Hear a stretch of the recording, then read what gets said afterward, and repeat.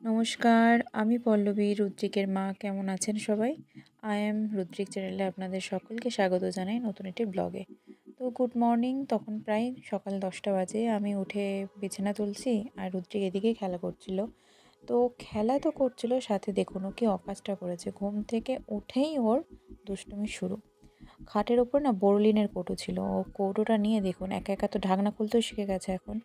তো বোরলিনটা খুলে ও নিজের পায়ে মাখছে। তো রাত্রিবেলা তো দেখে যে আমি আমার পায়ে বোরলিন মাখি, ঠোঁটে মাখি। তো সকালবেলা উঠে ও সেই কাজটাই করছে।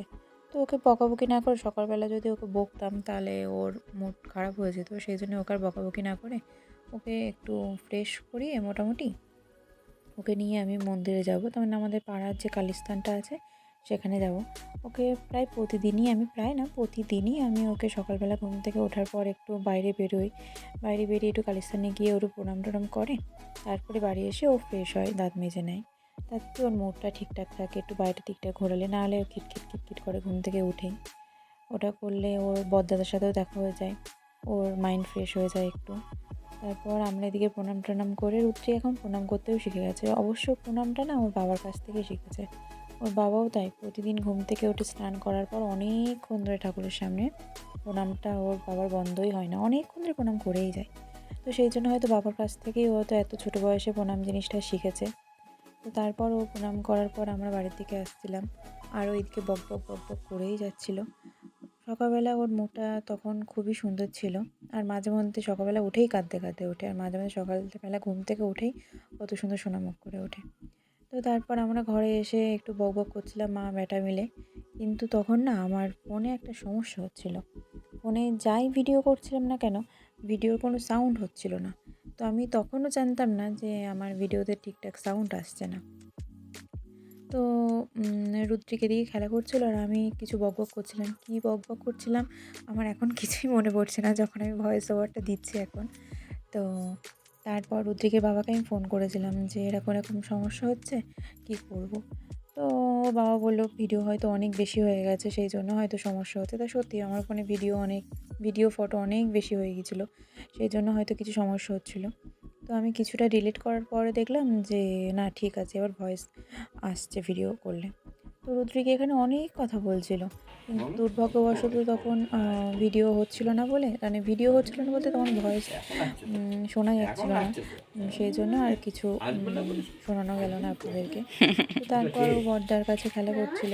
মামা মামা মা তুমি কার কোলে উঠেছো? দাদি কোলে।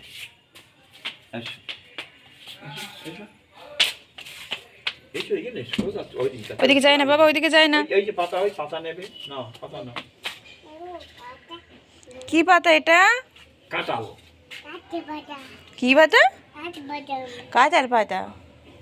বলতে জিজ্ঞেস বলবে না, বলতে না। তো রুদ্রিক ওইদিকে ওর বড়দার কাছে খেলা করছে আর আমি এদিকে রান্না বসিয়ে নেব। তো আজকে না খিচুড়ি করব। আজকে তো উঠতে এমনিই দেরি হয়ে গেছে, আজকে না আমার বেশ কয়েকদিন ধরে উঠতে বেশ দেরিই হচ্ছে। তো সেই জন্য সকালে উঠে ভাবি যে আজকে শর্টে কোন জিনিসটা রান্না, তো সেই জন্য ভাবতে ভাবতে ভাবলাম আজকে বরঞ্চ মা আর বেটু মিলে খিচুড়ি খাবো। তো খিচুড়ির জন্য আমি এখানে আলু আর গাজর আর কুমড়ো নুন হলুদ দিয়ে ভেজে নিচ্ছি। তো রুদ্রিকের জন্য তো কখনো আলাদা করে রান্না করতে হয় না, আমরা যেটা তার মানে খাই সেটাই রুদ্রিককে দিয়ে দেওয়া হয়।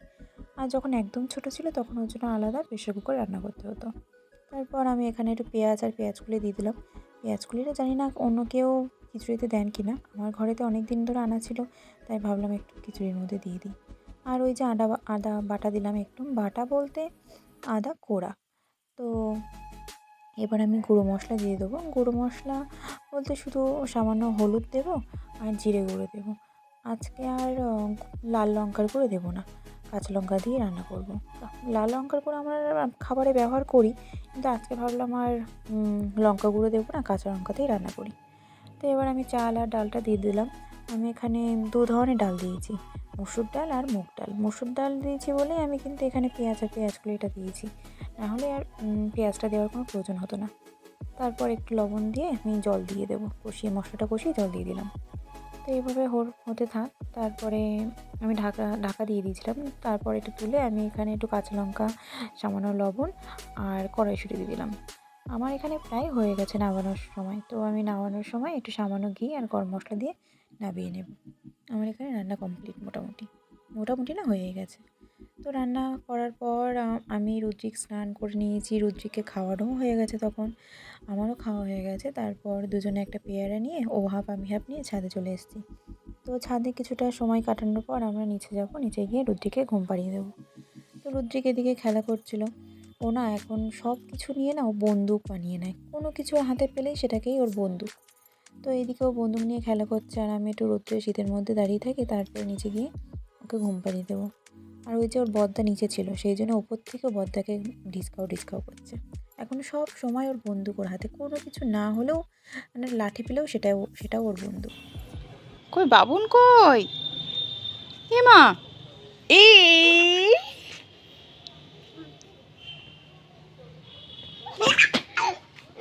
এই যে ও বা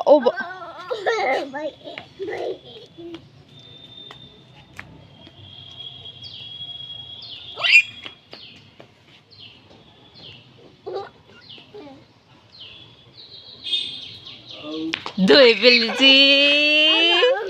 কি বল এ মা, কি করছো ওটা?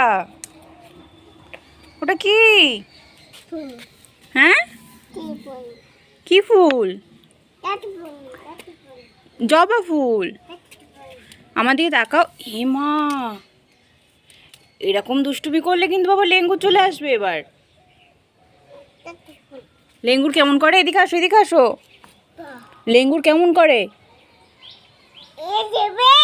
হ্যাঁ, এসে যাবে।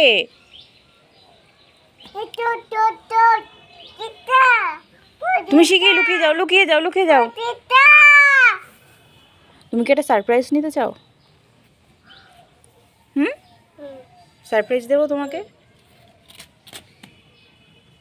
কি সারপ্রাইজ চাই তোমার? বড় সারপ্রাইজ? হ্যাঁ বাবা, দেবো তোমাকে। তাহলে আজ আসি, আজকের ব্লগ তাহলে এই পর্যন্তই থাকলো। আপনারা সবাই ভালো থাকবেন, সুস্থ থাকবেন। আমাদের ব্লগ যদি আপনাদের ভালো লেগে থাকে তাহলে লাইক, শেয়ার, সাবস্ক্রাইব করে দেবেন। ধন্যবাদ।